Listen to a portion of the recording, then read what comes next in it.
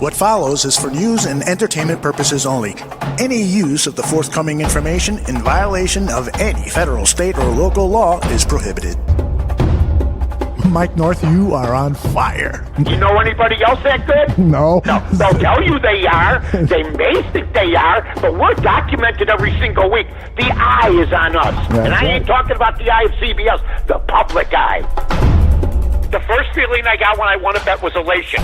The worst feeling was when I lost a bet and I wanted to jump off a balcony. Give me a quick betting tip. Yeah, do win and don't lose, but usually it doesn't always work out that way. How many times you heard this? I'm going to Vegas. I go, how'd you do? Well, if I lost $4,000, but you go there to have fun. No, you go there to win. And that's what's wrong with people. They have the negative mentality in anything they do, including sports, before you even lay the bet down. So you got to be positive. Vegas Scores and Odds is the landing place that gave me an opportunity to handicap. They let me show what I could do, and there's packages, there's free picks. What does Vegas Scores and Odds do when you perform? They reward you, and they take care of you, and that's why we're ready to do this show. The Vegas Scores and Odds Advantage with Mike North starts right now. That's right, the Vegas Scores and Odds Advantage with Mike North starts right now. I am Aldo Gandia, Mike's wingman, and we've got plenty to talk about in the NFL. Lots of quarterback changes. We'll get Mike's take on those changes. Then when we turn our attention to baseball, we'll talk about the Cubs and see if they still have Mike's vote of confidence that they're going to make the playoffs. Steph Curry is going to play in the Olympics and has something to say about Kevin Durant's recent comments. And we've got a lot more. Let's bring him in now. Mike North, how are you, my friend? What's going on, Aldo? What's happening, my friend? Got things going. Got a brand new mic. Just got here. I was down at ESPN doing some business. ESPN 1000. Got here just in time. Burned up some gas. Burned up some miles. I'm telling you right now, got a new microphone. I'm so happy. I mean, I'm like a pig in you know what. How are you, my friend? How was that drive from downtown Chicago to Arlington Heights? You know, if I had to do all over again, I would say to myself, State and Lake. A good opportunity to go to work down there every single day. Oh, my God. And, it took ESPN forever when we were negotiating. One of the big negotiating points was that I had to do my show from where I live because I had moved. Right. And it worked out good, but I'm only working there one day a week, plus the encore. But their rule usually is you got to go down there, but then there's parking to be paid for and all this other stuff. And I figured, hey, since it's only one day, they capitulated. But now I just was down there with the meeting. I'm going back down there tomorrow with Mr. Karmazan. So, I mean, I worked for his dad. Nice. Now he's here. So how about that, huh? Yeah, so looking forward to it. We had some fun today with the payroll stuff and everything else. And basically I sat next to Mike Murphy. Mm-hmm. And there's a lot of other people there that... Murph! Yeah, there's a lot of other people there that are younger than us that are worried about this and worried about that. And Murph goes, do they know that basically we don't have to worry about this stuff anymore? You always got to worry. Murph is so funny. But, it's a good time. He's great. Yeah, it's a good time. And, it's good to be with you. And a lot of things happened over the weekend. Good to be with you. And I just want to let our new listeners and young listeners know that Mike North on Fridays at 6 p.m. Central on ESPN 1000 here in Chicago does a show with Carmen DeFalco called The Odds Couple. And it is a super entertaining show. And so if you like this show, you'll like that one even better because I just love that show. Well, you guys are great. What's funny about it is that it's basically the same show. You and Carmen got different styles. Yeah. But you guys are both you're more. When it comes to sense of humor, you got that boisterous laugh. Carmen's more dry sense of humor, if you will. So I love working with whether it was Buffon, whether it's you, whether it's Jiggets, whether it's Fred Humner, whether it's anybody. You know what? Andy Andy Herman. Carmen. Oh, yeah, everybody. I mean, he just worked. I worked with a ton of different people, all different and all very talented. But you know what? Like I always said, I was like Hyman Roth. I used to tell Doug, I'm a Hyman Roth. He goes, what do you think? You think we'll work out as the wise guys, little buddy? I go, Doug, I'm like Hyman Roth. All my partners make money. Don't worry about it. I love it. Don't worry about it. I love it. All right, I've got the TV on, and right now we are live on Mixlr.com. And the top of the ninth inning, it's the St. Louis Cardinals 5, the Washington Nationals 1. It looks like the Cardinals are going to hold on and win their game against the Nats. What are your thoughts about the Chicago Cubs as now they are tied for that second wild card position? I think with this win by the Cardinals, the Cubs will fall 2.5 behind the division-leading Cards. What are is your level of confidence still high that the Chicago Cubs are going to be in the postseason? I've been with them the whole time. Why jump out now? Now I ran into David Kaplan. He said the injuries. He says, Mike, I'm worried. I said, why? He says, because look at Baez, all these guys. We're missing like 200 RBIs. Rizzo, Baez, and stuff like that. But you know what? The Yankees have had nothing but injuries. And the Yankees keep on ticking. And I think people would say, even with all the injuries, that they be favored. I think the Cubs staff is better than the Yankee staff. I really do. But they're in a different league. I think the American League's weaker this year. I think they got great individual players. But I think, the Yankees get a steady diet of Baltimore, Kansas City, the Chicago White Sox. You can go on and on. Tampa Bay. Tampa Bay's good, but the Yankees are superior. I think the Yankees, and then you got the Dodgers on the other side, but I think the Dodgers can get beat. I don't know about the Yankees. You take 6-7 players from them, they just keep getting stronger. Right. They hit the home runs and stuff like that. As far as the Cubs are concerned, they didn't expect these injuries. It's a convenient excuse for people, but there's been other things like the Contreras game in right field, which was a killer. If we lose by one game, and I told everybody this, the Contreras game will be the game that screws us, because that should have never happened where a catcher that's never played right field was out there. It was a debacle. It was one of the worst games of the season.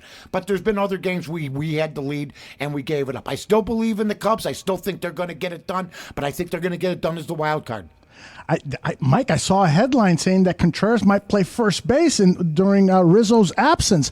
That's got to make you even more upset, because I don't think Contreras has played first base in the majors anyway. Joe has to, next year, if he comes back, if they get to the playoffs and he comes back, or whoever takes his place has to have a set lineup. Yeah. Johnny Bench didn't play third base till he was done. He couldn't catch anymore. They moved him to third. Right. Hank Aaron couldn't play right field anymore. They moved him to first. That's the argument. Maybe Contreras can go to first base. But I don't think I've ever seen Molinek play first base. I never saw Thurman Munson play first base. I never saw Earl Batty play first base. But why does Wilson Contreras, who couldn't play right, now has to play first base? Maybe. He's going to play all 9 positions by the time the season's over. The guy's an all-star catcher, and it takes its toll on you when you play this many positions. Yeah, I agree with that. And it's not an easy spot. I agree with that. A low throw, and he's dead. Yeah. Here in Chicago, we have two very innovative managers, head coaches, Matt Nagy and Joe Madden. Very innovative, outside the box thinking and so forth. Used to be. No, they are. They still are. I'm just teasing. Madden's one of my favorite managers of all time in Chicago. From Al Lopez to Chuck Tanner to look at Joe Madden's done a decent job. And if they make the playoffs, anything can happen. I didn't want the one-game playoff, though. I'd rather have the deal where we have 7 games, and that could still happen. Look at Milwaukee without Yelich. We're going to cry about injuries? Come on. Steven Zimmerman. Zim! I love Zim. I got to know Mike Zim. He's in the chat room. He says by the time at this rate, Joe Madden will have you at right field. I could do a better job than Contreras. I just couldn't catch like him or hit like him. I love it. That was a nightmare. I'm a guy that goes from game to game. When I remember a game, that was a puke game. Yeah, right. If I remember it, it was a badly managed, badly played ball game. Yeah. That's why I'm praying we could have used that game. We were winning. We blew about 4 or 5 leads this year. Yeah, I agree, and I think that Joe Madden, as well as he managed in his inaugural year with the Chicago Cubs. I think the total opposite. I think he's made a lot of managerial mistakes, and I think his coddling of the players and not getting on Baez when Baez falls asleep and he catches the cutoff and doesn't throw home and made other mistakes. I think his coddling of these players, it doesn't lend to a sense of urgency. We need to win. This window with this roster is not going to last forever. So he made some mistakes when he let off Hayward. Hayward hit 167. Yeah, in the leadoff position. When he let off Schwarber, I think the biggest mistake Joe Madden has made was never solidifying the leadoff position, never staying with one person. Schwarber, for instance, 2 weeks ago, has a monster game, grand slam, has a double, drives in 4 runs. 3 days later, he's batting him second, and the guy falls on his face or leadoff. Come on. Right. And the other thing is that this team is just, perhaps Cap mentioned this team is just snake bitten with injuries. I mean, did you see the injury? Yeah, but other people got them, though, Alge. Yeah, but you know that. There's a bunch over the last few weeks. Well, Baez, it's who gets injured. Right. But are we going to cry when Yelich gets hurt? I mean, my God. I mean, you tell me, okay, Baez got hurt. Yelich got hurt. Better ball player. They've won 4 in a row, I think, since that injury. Better baseball player, folks, than Javi.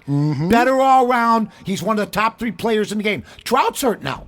Yeah. And by the way, I told everybody, Yelich the last 2 years, better ball player than Trout. Tougher league, the way it goes as far as with the competition. Arenado, Trout, Goldschmidt. We can go on and on. Not Trout. When you name the American leaguers that are having big years, there's not that many. Yeah. But there's a ton. Like, Bryant's even starting to, that's the shame of it. Bryant's starting to pick up the pace now. So I still think we can do it. But it's going to be tight. And you know what? When people say you can't predict injuries, I understand that. But you make your predictions based if a guy does get hurt. Yeah. I don't think 1 or 2 injuries is enough. You lose Baez. Russell gets beamed. Rizzo rolls over his ankle. But yeah, that was going to be my point. Did you see how he injured Same as his Bryant. ankle? Just rolling it.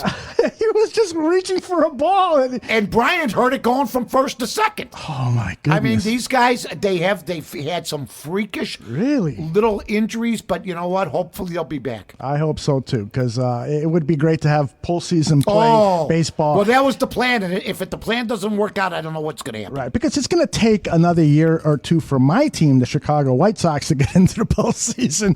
So can I give a compliment? Have the Cubs in there. Yes. Can I give a compliment? How many people in America know Tim Anderson's the leading hitter in the American League? How about that? Yes. And when the batting average, to me, it's still a huge deal. So I'm going to give Tim Anderson kudos, hitting 332, 333, leading the American League in hitting. He can't field. No, I was just going to say, I'd give away 10, 15 of those He's only points got 12 homers and 59 glove. RBIs. The batting average isn't as potent as it used to be, but it's more potent. But to me, it's still, I mean, you get 300, that's 332 hits out of every 1,000. It's pretty good. Yeah, I mean, when you look back at the most valuable players for the Chicago White Sox in 2019, the 2 names that are going to, well, maybe 3 names, but the 2 names that immediately came to my mind are Lucas Giolito and Tim Anderson. The problem is the Sox have 1 starter. One reliable starter. Here's another problem. Even with Moncada having a decent year, batting 5th or 6th in the top 10 now. Even with Anderson, even with Abreu, they're 20 under because they have no pitching. And if it doesn't change during the offseason, we're going to be right back in this spot. Yeah. Heart 4803 reminds us that there are 7 games that the Cubs have against the Cardinals to end the season with Pittsburgh in between. That's going to be a heck of a final week or so of baseball. Yeah, losing to Cincinnati's not good, though. And I think tonight there's a chance they could lose to Cincinnati. Ooh, interesting. I just think that the Cubs right now are depleted. Yeah.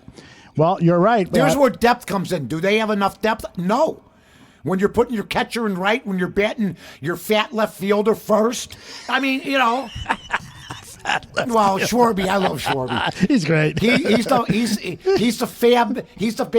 He's the Bambino of this generation. That is a good point. He hits the crap out of the ball, I'll tell you that. So you're a little worried about John Lester and his 13-10 record, 4.59 ERA. Absolutely, I am. But what about who's pitching against him? Homer Bailey? No, not Homer Bailey. Tyler Mahle, who is 2-11 with a 5.11 ERA. So that's good news for the Cubbies. If they can't win tonight. Yeah. Yeah. Now, Leicester picked up a win on Friday despite allowing 7 runs. Do you 4 of them believe were that? earned. So he's still not anywhere close to pitching his best. He's just had a rocky second half of the season, and it started poorly for him too, if I remember way back to April. So he's had an uneven year for sure. Yeah, he has. He's had an uneven year. You know what? You keep expecting him to perk up, but that last start was not good, even though he got the win. His ERA for the National League is very high right now. Right.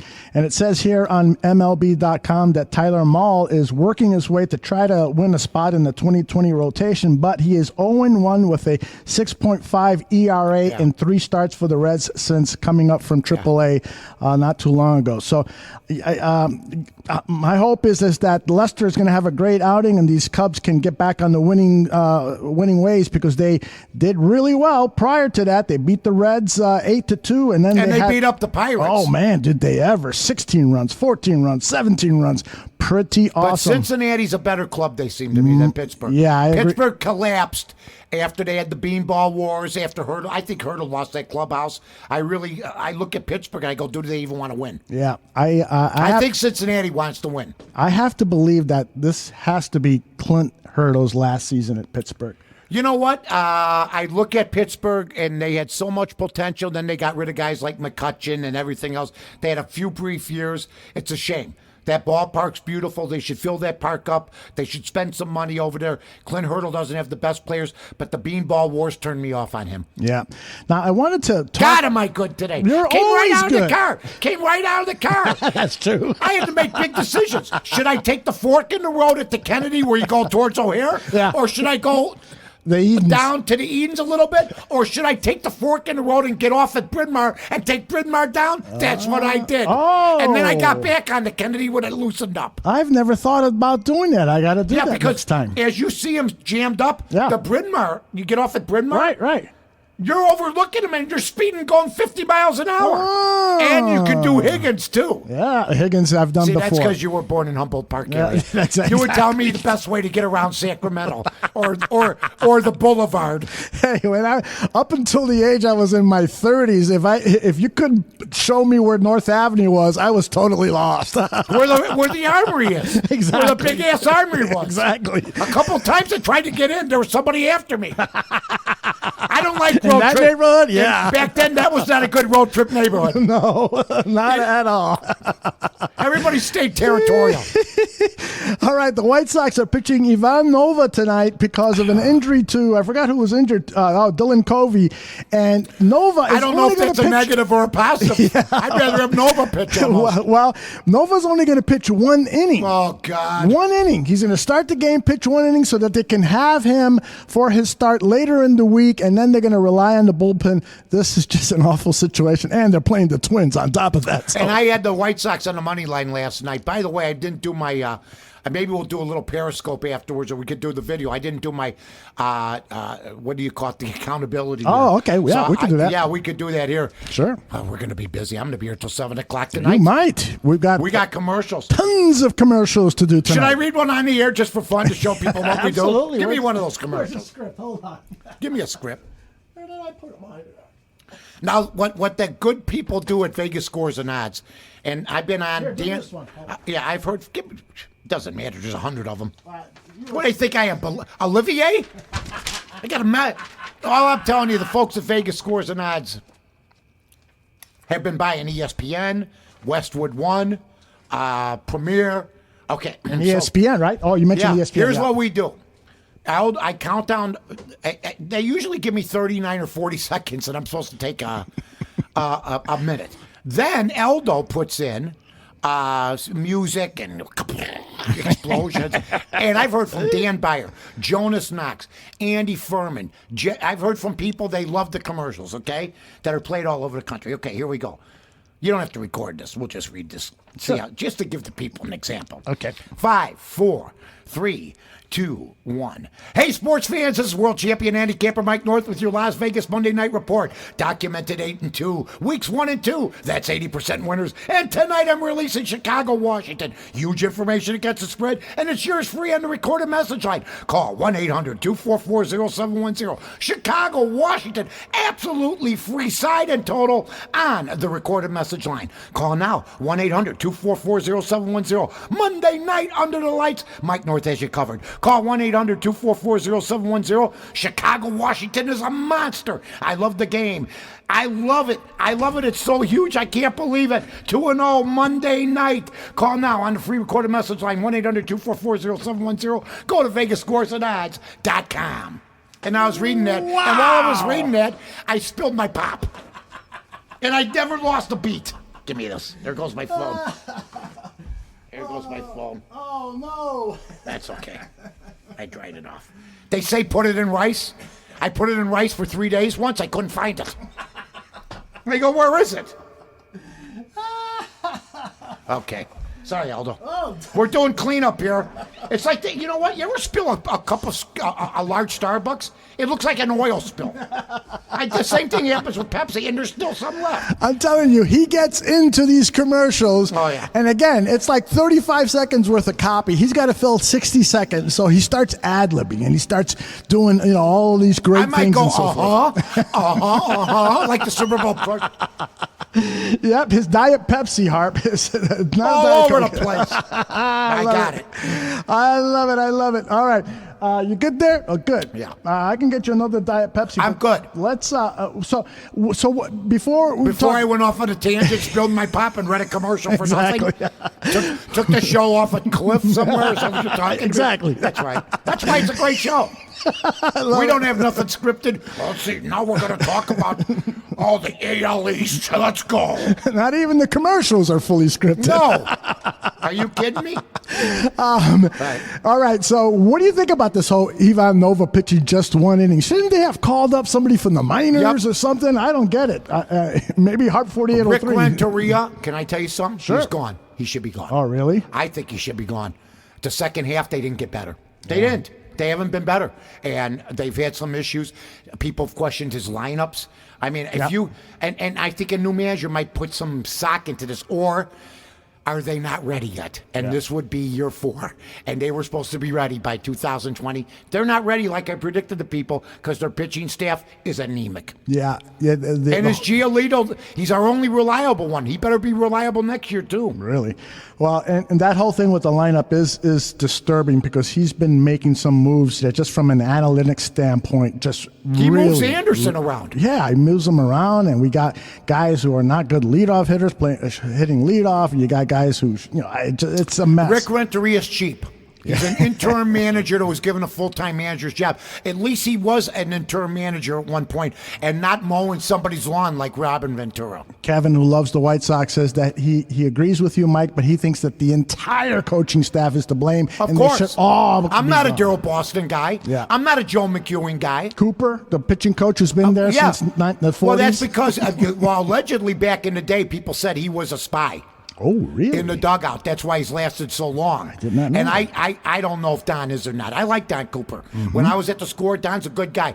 But there have been people that said that he was the guy in the dugout through all the years. Mm-hmm. Wow. And guess what? And then he gets, then it goes upstairs if anything odd goes on. Oh, man. He must have missed the sales situation to Chris Sale where he cut up all the jerseys. That's right. Where Robin Ventura hid like a little girl. All right, let me stick with Chicago before we start talking other NFL teams because we're going to move on to football. Matt Nagy met the media yesterday, and they were peppering him with questions about the offense and expectations. And this is what Matt said regarding his expectations for the Chicago Bears offense. Our own expectations is not to be 31st in the NFL in offense right now, I can tell you that. So, and that comes down to scoring, right? Now, the good thing about that is that we won a game.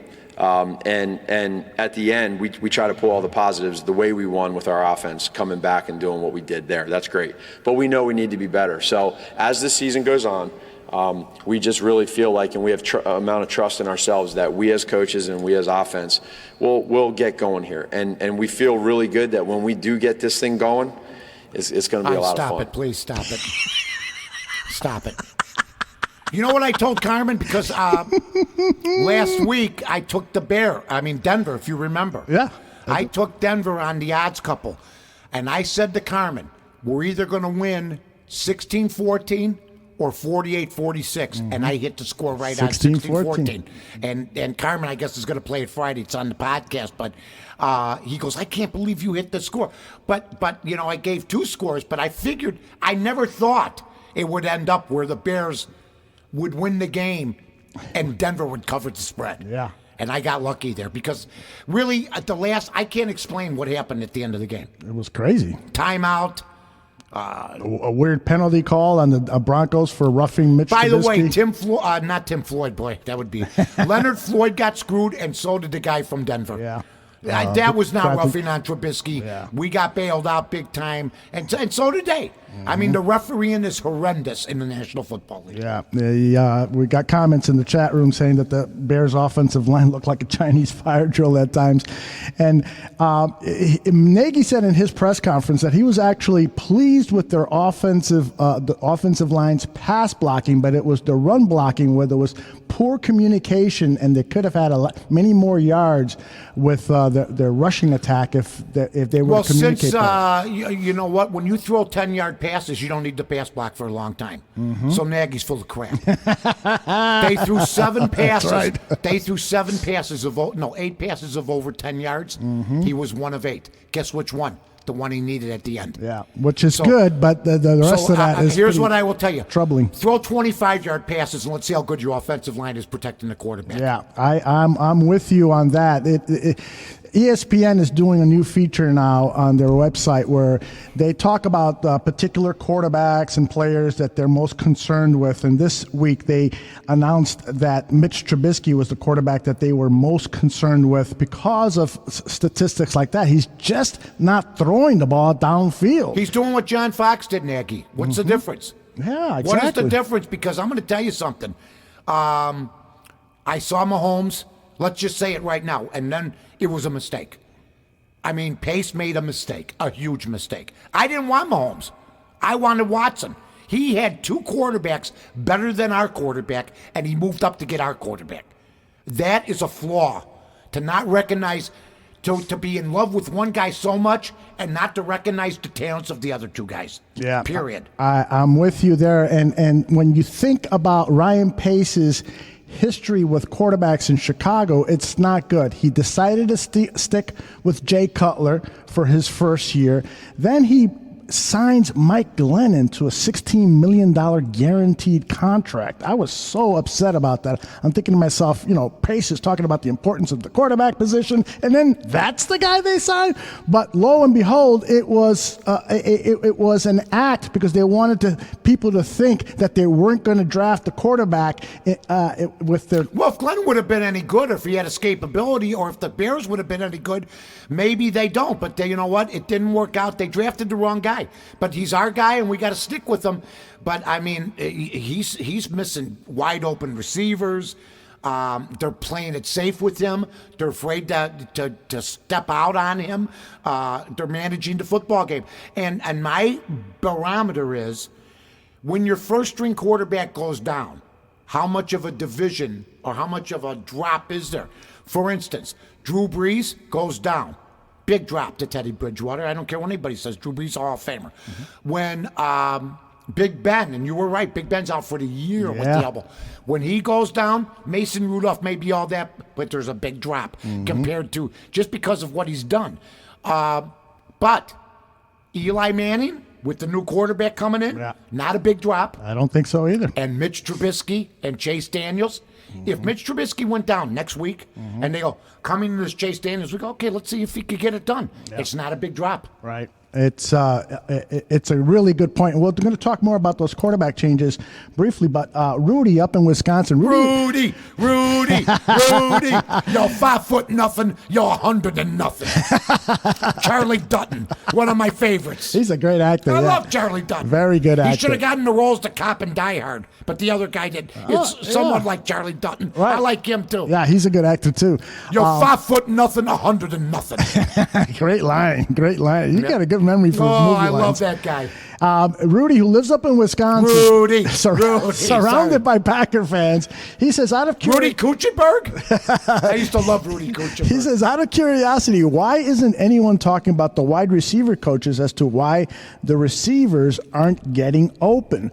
Well, I gotta disagree with that a bit. Yes, the wide receivers can do a better job, but according to Next Gen Stats on ESPN, they're saying that the wide receivers are regularly getting open. Yes. And Trubisky is missing them. Yes. Now, Nagy did fire back a little bit in that regarding that. He said that on one pass, Allen Robinson, the team's best receiver, did run a route incorrectly, and Mitch Trubisky missed them. And he said that wasn't Mitch's fault. That was Allen's fault. But for the most part, these guys are getting open. They're getting open. They showed them the first week. There was guys waving their hands. Yeah, Allen Robinson and that one play. They were was all like, waving their hands. I mean, Taylor Gabriel hasn't. But you know what?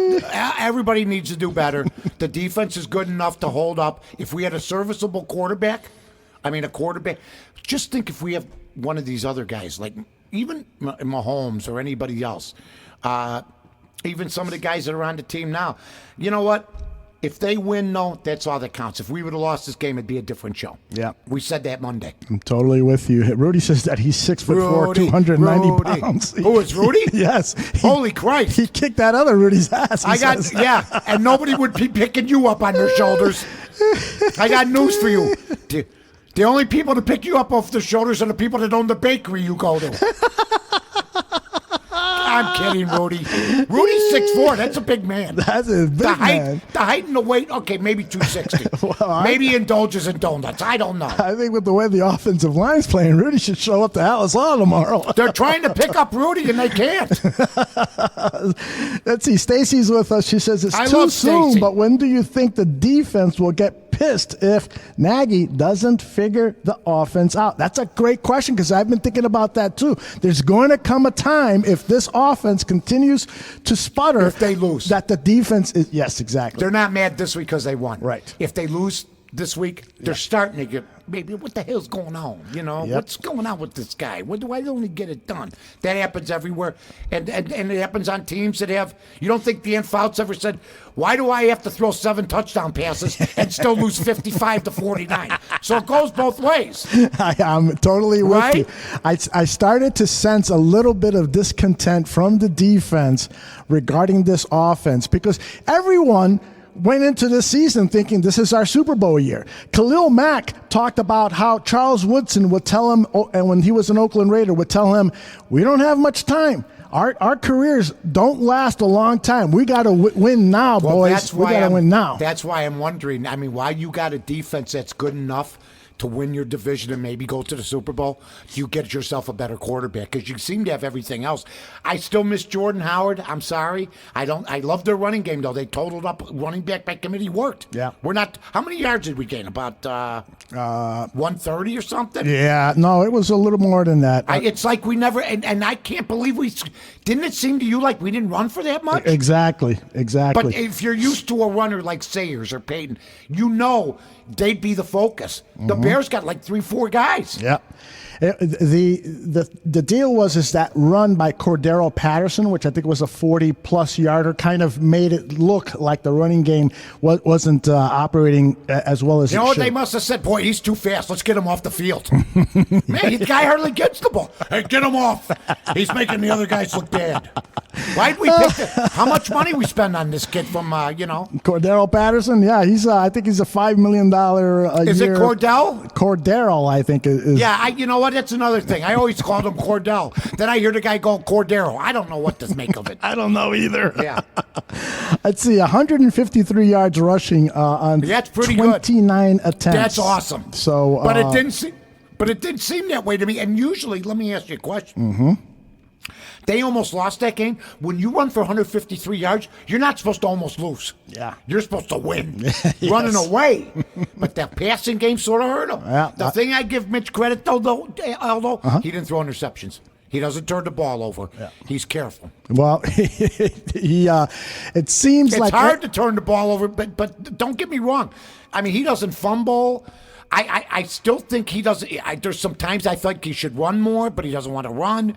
He's in flux right now. We'll see what happens. He's got Washington this week. They don't give up. I've watched both their games. They don't give up. I'll tell you one thing about his passing. It seems like in every game he throws a ball right to the defense and they drop it. Thank goodness. Yeah. but yeah, sometimes I don't know. This has got to be cleared up. I got to ask you this question. So if the New York Giants say, hey, Mitch Trubisky had another bad game, this one on Monday night against the Redskins, Eli Manning isn't doing anything for us. You want him for a 6th round, 5th round draft pick? What would you say if you're Ryan Pace? Eli Manning to the Chicago Bears. No. No, huh? No way. Eli Manning, to me, he's 116 and 116. And everybody, I heard people today talking about it. Is he a Hall of Famer? Tells you how lazy some people are. They're talking about that crap all day. Maybe he is. And maybe because he's got 2 Super Bowls. But I will tell you this. He's got no escapability. He still had a decent game, but he threw an interception. He still throws interceptions. And while you can't blame him for all the losses, he's been involved. He's had 3-4 interception days. I watched him the last couple of years. Oh, yeah. He's not the same quarterback he was 5, 6, 7, 8 years ago. That is. But they don't have the same amount of good, Plaxico Burress. You had OBJ. So there's some different. He doesn't have the same players around him either. That's for sure. I mean, that team. But I'm glad they're starting the kid. Yeah, I'm glad too. But what did they want him to do? Oh, then you shouldn't have brought him back. Wait a minute. He's a good teammate. He's not complaining. He's not crying about it, and he'll help this kid. And guess what? I think Eli Manning will play again. But this kid's 29 for 34 in the preseason with 2 TDs, hard to turn down. Yeah, he did look really, really good in the preseason. And I got to tell you. You mean the one Mitch didn't throw past him? That preseason, yes. I'd trade Mitch for that New York Giant rookie so fast his head would spin. Anybody want to doubt me on it? Would you take that guy? I would. In a heartbeat. And they were laughing at him. I watched him. He was playing, they go, well, he's not playing the best defenses. I go, did you see the receivers he was throwing to? Yes, exactly. The quarterbacks play with 2nd and 3rd, 4th stringers too. Exactly. In preseason. And this guy was making him look like Bob Hayes. Exactly. With a faulty offensive line, you're absolutely right. By the way, people in the chat room are emphatically saying no to Eli Manning to Chicago Bears. Aldo. So they're with you on Thank you, that. Bears Bar Room patrons. This was Daniel Jones talking about Peyton Manning and his support. As y'all would expect, as anyone who knows Eli would expect, he was... Eli Manning, sorry. Nice as y'all would expect, as anyone who knows Eli would expect, he was, nothing but supportive of me. And obviously, I understand the circumstance, and it's, a difficult one, but he's, was very supportive of me. And I can't say enough about who he is, as a person, as a teammate. That's enough, please. Thank you. Jesus I was Christ waiting almighty. for. I was waiting for that. He is boring, He's man. a class act, Eli Manning. Everybody knows it. He'll back the kid. He's not a Jay Cutler type. He's a team player. He won't be a mope on the bench. He'll help the kid. I mean, I remember Eric Kramer saying he wasn't going to help one of the quarterbacks on the Bears. Mm-hmm. That's why you keep a guy like Eli Manning. He's making $17 million, and the Giants don't have a problem with it. So we shouldn't. Yeah. I'm with you. Give the new kid a shot. They didn't think it'd be this bad. He must be missing players. Look, Eli Manning, I love the kid. Out of Mississippi, I loved him. Mm-hmm. He went to the school his dad did. He made Mississippi a winner. I loved him. And then he won the 2 Super Bowls. I loved him. But enough's enough now. Yeah, I'm with you on that. All right. I wanted to also cover the other quarterback situation. There's a couple of other quarterback situations, but... It's a good thing they saved these guys for the regular season, isn't it? Yeah. That they don't play in during the preseason, so they're healthy. Mike. So they're healthy for 2 days. Thank you, Mike. For Christ's sake. Exactly. Drew Brees is out for perhaps 6 weeks. There's some speculation. Hitting his hand off the helmet? Yeah, his thumb hit. Who was That it? hurts. The big guy, Aaron Donald. Aaron Donald of the Rams. Aaron Donald was coming on. Right.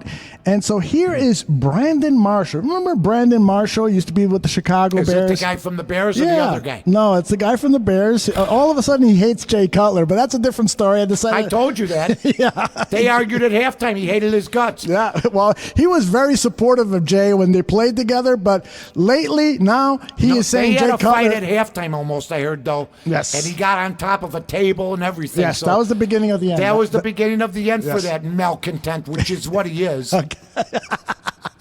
But, hey, to me, I don't want either one of them. I'm glad they're both gone. I hear you on that. So Brandon is talking about Teddy Bridgewater and him being a good quarterback, and that people shouldn't think that the Saints are an automatic loser with Bridgewater at I quarterback. agree. So this is what Brandon said. I was there. I had a cup of tea in New Orleans last year. Yeah, you were. I spent the entire month on the scout team. So I'm going to tell you what Teddy Bridgewater is. Teddy Bridgewater is he's a healthy Chad Pennington. Here's Chad Pennington. It's timing. Be where you're supposed to be. I'm not sure that is a great endorsement It's of not Teddy bad. Bridgewater, but yeah, you're right. He's basically saying He that sounds like Carter. He sounds like Chris Carter, Brandon he Marshall. does, right? A little. I say that he's right. Mm-hmm. I like Teddy Bridgewater. Mm-hmm. I think Teddy Bridgewater did okay at Minnesota. You know, I think Teddy Bridgewater now, but there's a drop. Are you telling me New Orleans fans are feeling good today? You lost Drew Brees, man. Think about the Bears losing Peyton if that ever happened. That'd be the same deal. Yeah, franchise player. I'm with you on that. Now, there's the other kid. What's his name? What team? With the Saints. The third-string quarterback who's been playing wide receiver for the Saints. He's been playing all over the place. White boy. Yeah, Taysom. Number 7. What's his name? Taysom Hill. So, Or as I call him, the white guy. the white guy, exactly. That's it. The third string white guy. This is What did he say? This Black guys help the white guys from Stripe. Right. John Gandia. Because the big news today is that Sean Payton, the coach of the Saints, is saying, I'm not naming the quarterback. You're going to see who's going to play on Sunday. Teddy Bridgewater deserves it. I think so, too. But I think that what's going to happen is that we're going to see both quarterbacks Sure. in there. And so Phil Simms on NBC said this about Taysom Hill. Taysom Hill had turned the corner this preseason from being just an athlete to a guy who knows how to play quarterback. And I do see a lot of Steve Young in him. He's physically gifted and brings an element to that offense that's special. And I just think it's only a matter of time here why Breeze is out before Taysom Hill is the starting quarterback. So, Mike, Is that Chris Sims? that's Phil, That's Phil? Chris Sims. I'm sorry, I said Chris Phil. Sims, the Lucky Sperm Club kid. That's him. Your dad wouldn't even say the Redskins' name on the air. They should have fired him right there. And now we got to put up with another Sims and another Collingsworth who looks exactly like his dad. So And he talks like him. It's like he's a Chris Collingsworth. It's his son, but my God, it's not like they're twins. Well, Mr. Sims is apparently a fan of Hill, and with Peyton not announcing who's going to play and probably both quarterbacks, how tough is that for a professional gambler, a world champion gambler like yourself, to pick a game like that? You don't know who's the quarterback. That's you'll find out by Friday. You just can't make an early prediction on that game, but you'll find out. You'll find out who's pitching the ball, and we'll see what happens. But you know what? Usually there's other games better than that. You try to stay away from second-string quarterbacks if you can. Now, I did a little research here. Data boy, you've been doing your homework lately. And I know you don't like trends, but the total has gone under in 7 of the last road games for the Saints. It's the Saints at Seattle. So I'm just saying. Seattle's playing good football, too. Russell Wilson's so good. Oh, you love him. I love him. You have loved him. They've lost everybody and they win still. Where's Cam Chancellor? Where's Sherman? Where's Marshawn Lynch? And all I see is that this nobody else. I don't know anybody else. And who's running around number 3 getting it done? There you go. Beating Pittsburgh. There you go.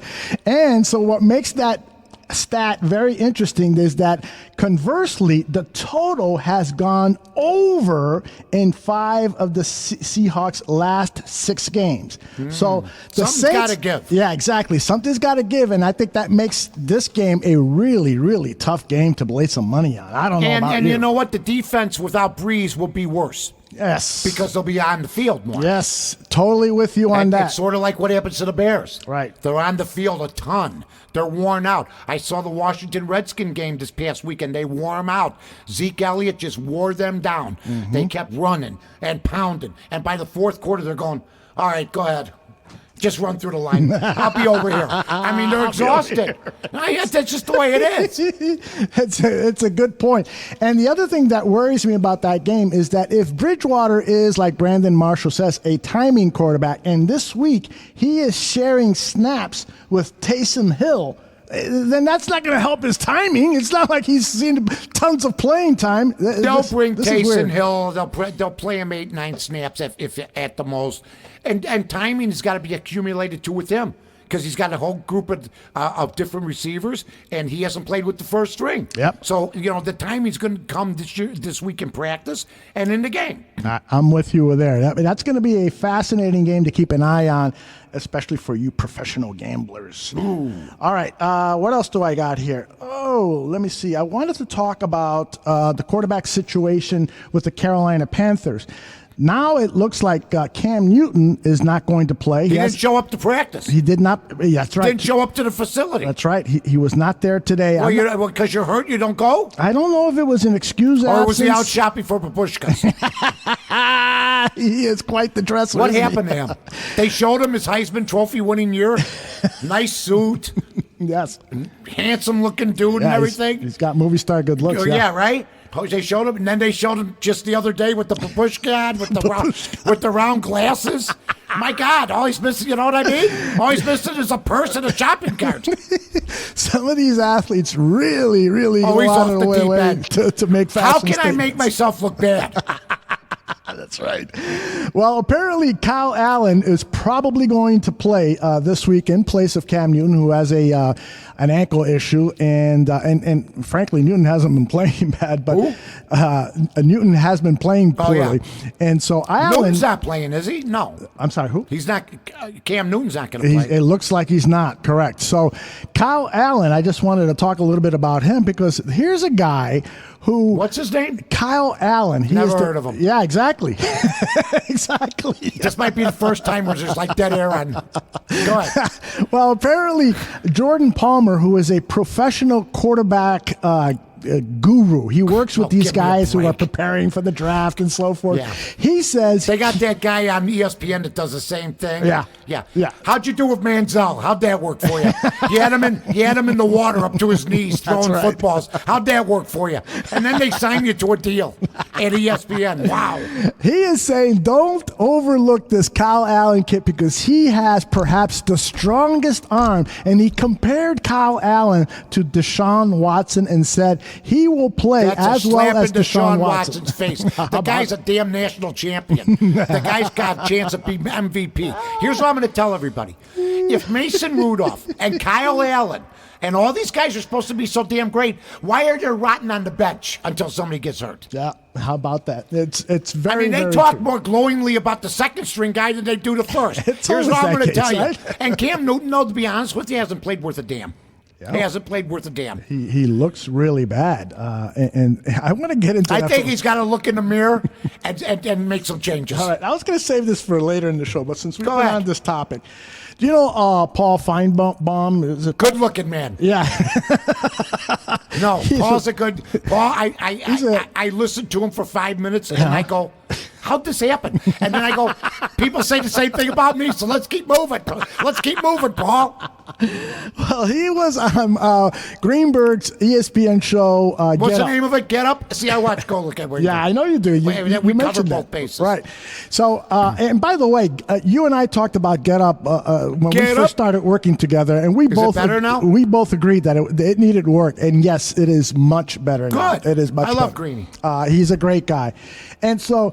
Feinbaum was talking about Eli Manning, and this is. Let me see. I hope I get Well, this he correct. would know him. He was in the SEC. Yeah, that's right. That's right. So this is what he said about Eli Manning. The Giants blew it a couple of years ago. They probably should have gotten rid of him then, but they held on. And Eli took a beating, but he still has shown the epitome of class. Terry Bradshaw said yesterday, had it been me, I would have packed my bags and walked away. But he didn't. And I think that's why you have to admire Eli Manning and the way he has handled this unbelievable end of his career. Now, I agree.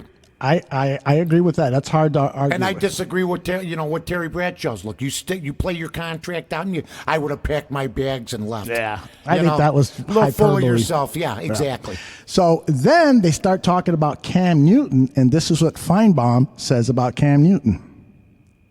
I think he's a train wreck right now. He can't do what he used to do. And quite frankly, forget the sympathy tour. Cam Newton has never really cared about anyone other than Cam Newton.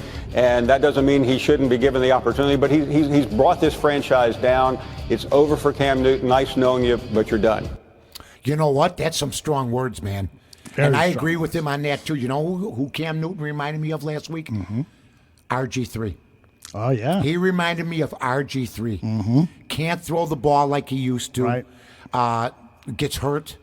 Has never been able to escape the injury bug. Got lucky the 1 year. The guy was great. RG3 had a great rookie season. Yeah, and that was it. Cam Newton had a good couple years, but that was it. An MVP season at once, but he hasn't been the same player.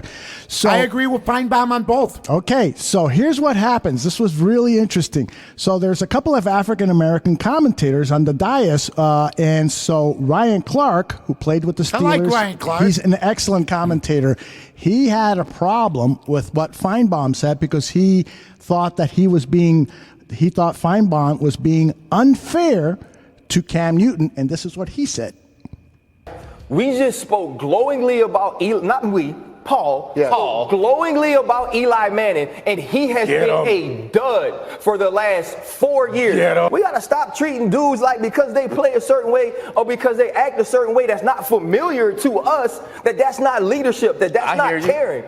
What do you think about that? Well, he didn't listen to what Paul Feinbaum said. He said he would have gotten rid of Eli Manning 2 years ago. So Ryan Clark didn't listen to the comment. Right. So when he says he's got class, Paul Feinbaum said he lost it 2 years ago, and he said he was a class act with the way that he's handled things. Ryan Clark, in my opinion, has no gripe. Maybe he's going to bat for, Cam Newton, but in what way? I mean, you heard Paul Feinbaum say Eli Manning should have been shipped out 2 years ago, all right? So how is that glowingly? Now, and he meant that he should have been shipped out because he's not getting the job done.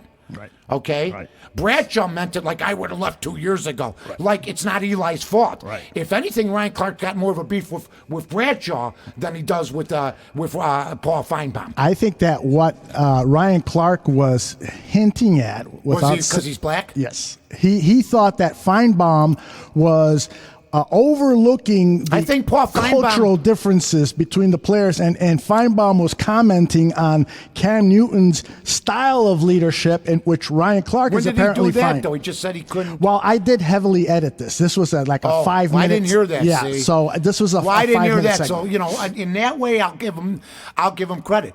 But Eli Manning's got 2 Super Bowls.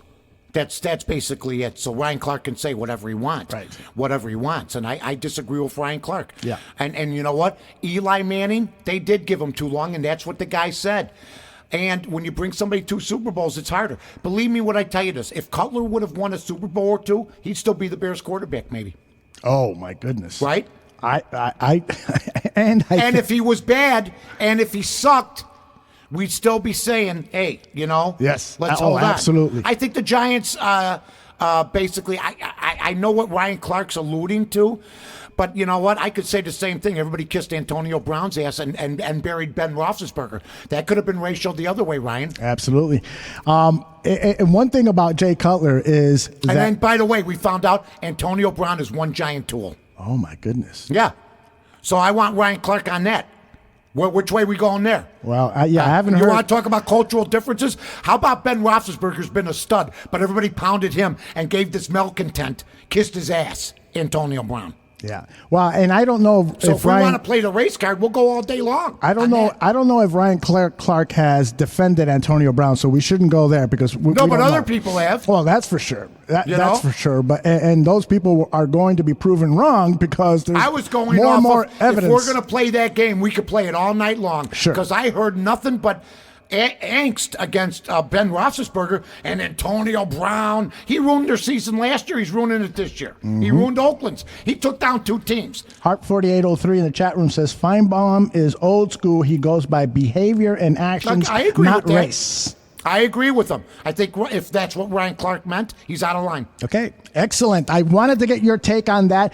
This has been the fastest hour I think that we've ever done. Well, we're not done. We got to get your picks. Oh! So let me play some music, get you organized there to give us some picks, and then... Yes! Last week, and by the way, there'll be Accountability Wednesday after the show. Yes, we'll put that up Aldo's going on to do me Twitter. a favor. I had no time today. I couldn't do it, but we'll do it. Last week, 1-2. Thank God. We're 3-3, though. It's a different year because we're picking the games on Wednesday. Last year, we picked them on Friday. But don't forget this, too. We're picking baseball. We're picking football. We're doing it all. So I was happy to go 1-2, 2-1. Now 2-1 the first week. On the odds couple, I was 4-0 the first week, 1-2 the second week. So subpar. Vegas scores and odds back and forth. You know, I'd win 3 games here, then lose 2 games. Lose 2 games here, win 3 for the weekend. So we're doing very, very well on all our platforms. 5-2 with the odds couple. Carmen is 2-0 and 2 with one push. No, I'm sorry. I got Carmen wrong. He'll kill me. I'll let Carmen take care of himself. Yeah. All right. Here we go. Hey, before you give your picks, should we tell people to go to VegasScoresAndOdds.com? It's about time you brought this up. I know. Because Vegas 59 minutes into the show. Well, I can't believe it's gone this fast. I can't believe it either. Let me just say this about Vegas Scores and Odds. Well, we're going to be on it about 10 more minutes. So. Oh, sure. Vegas Scores and Odds is the number 1 site going. We got Tony Sacco. We got Hollywood. We got some great handicappers. Like I said, I've had a mixed bag this week. I had good, an average Saturday, very good Sunday, a lousy Monday. I had the Jets over. I had the Jets over. It didn't work out for me. That's the way it's been. It's been a little bit tougher sledding. With the odds couple, like I said, I'm 5-2, so I got a little base going there. So we're going to have some fun. And I'll tell you what, Vegas Scores and Odds is the place to go. They got the free contest line. Not contest line, the free call-in line. Right. Just go to the front page. Give us that number, Aldo. 1-866-504-2201. It's Free Winners Daily. It's a recorded message. Dial again, 1-866-504-2201. Yeah, and when you talk about Vegas Scores and Odds, you're talking about we have like 10, 12 handicappers that are outstanding. If one guy's down, go with another guy. Name me the top 4 guys on the top left there, Aldo. Let's see, All Sports? Yeah. Okay, we got Tony Sacco, Hollywood, Oddsfather, and Vegas Pipeline. That's awesome. Yeah. We got a bunch of guys up there that do a great job for Vegas Scores and Odds. And if you check Twitter, today alone, I put 3 or 4 different Vegas Scores and Odds picks. I got picks up there right now. Go buy packages. You can buy packages for individual games. You can buy packages for the week. You can buy packages for the month. Or you can buy packages for the year. That's Vegas Scores and Odds, the site of champions. And Mike, you got to be thrilled that NHL season is starting because you are the leader at Vegas Scores and Odds with your record on NHL games. Congratulations on that. Very nice. And you know what, Bo? I've been in the top 4 and other things, but the last week and a half, it's been a mixed bag. And with these guys, you can't have an off week because these guys will jump on you, just like I've jumped on them. And so they're doing very, very good. And you know what? It's a team sport, and anything that goes to Vegas Scores and Odds is good for us. Excellent. All right, let's get those freebies out of the way. All right, Friday, free show picks, NCAA football, Louisiana Tech under on Friday, USC getting 4 on Friday. And here's a big one. The Philadelphia Eagles -7 against the Detroit Lions. All right. So let me have those 3 Louisiana again. Tech under. Okay. USC as getting 4, and Sunday's NFL the Philadelphia Eagles. Oh, I love that USC game. I love that rookie, that freshman quarterback that's playing. I forgot his name, but seen him play 2 of the 3 games he's played this season, and the freshman quarterback with USC, Aldonis, or whatever. Well, Costello got hurt. Yeah, they had a guy get hurt, but you know what? They're 4-point dogs in this game, and at Vegas Scores and Odds, go and check out all the other things. But for the show, this is a big game. Take USC. All right, Mike, we are now officially past the hour mark. I want to just finish up by asking you, have you seen anything on the movie channel, anything on television that you want to recommend? Because one of the things we do on this show is sometimes we step outside the boundaries of sports a little bit and talk a little bit about another passion of ours is movies and television. I just wanted to get your take. Check out Motown Special on Showtime. Motown Special, is this? Hitsville, USA, the Motown Special on Showtime. From Barry Gordy, from when they started. It's a 2-hour documentary. It's unbelievable. Marvin Gaye, Tammy Terrell, Stevie Wonder, the Four Tops. Yes. The Four Tops talking with the Temptations about the competition between the two. Levi Stubb, the lead singer of the Four Tops, as good as he got, and you know, David Ruffin from the Temptations, the inner workings, the charm school they sent all the people to, because they followed the MGM thing, the studio system. That's what Motown was. It was a studio system with records. They basically, Barry Gordy, I mean, in MGM, they had charm schools, they had etiquette classes, they had to go out on the road, they had to go out in public, and it worked. And, you know, Motown's one of the greatest success stories in the entertainment business's history. Barry Gordy was a genius. Oh, yeah. Man, oh, man. And then they had Dozier, Holland and Dozier, great writers, Ashford and Simpson, just great people, so check it out. Barry discovered Diana Ross and then the Jackson 5. The Jackson 5, I mean, yeah, he discovered them. He discovered Stevie Wonder at 12 years old. He discovered Marvin Gaye. He discovered them all. These are great. These are legends. They're not just good acts. Smokey Robinson. Come on. Smokey Robinson, from what I got from this special, him and Barry Gordy appeared frequently together. It's like a father-son thing. Mm-hmm. But Smokey Robinson was the second driving force behind Motown. Yeah, I've heard that before. And great stuff. You talk about a guy who had excellent singing pipes. Smokey Robinson was it, man. That guy could hit so many different notes. He was another incredible talent, man. Yep, no doubt about it. And you know what? As far as anything else is going, you know what? TV right now, there's a lot of good stuff, and but it's all about football right now. All about football and the pennant races too. Mike, do you recall back in the day, September would roll along, and I would wait for my issue of TV Guide magazine to see what all the news shows are going to be on ABC, NBC, and CBS. That was it. All you young bloods out there listening, that was it. That's all we had to live. Well, the TV Guide, you'd get the TV Guide, but in the Tribune, you'd have a TV Guide. Every single Sunday Tribune had one.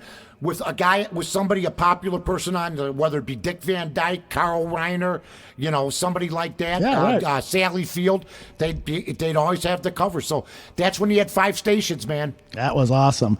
All right, Mike, let's play that closing theme music and tell people that if you have not listened to the show live, you can get it on podcasts. You go to iTunes, you go to Podbean, you go to Google+, you go to any of those places that releases podcasts, and you just type in Bears Ballroom Radio Network, and you will find a Vegas Scores and Odds Advantage with Mike North on there. And let your friends know. Give us a review on iTunes and share it on social media. Tell your friends, tell your neighbors. In fact, Harp 4803, leave the house right now. Go over and tell your family and friends about this great show. He's a good guy. He's a great supporter of ours. Vegas Scores and Odds is the place to go for your winning football picks.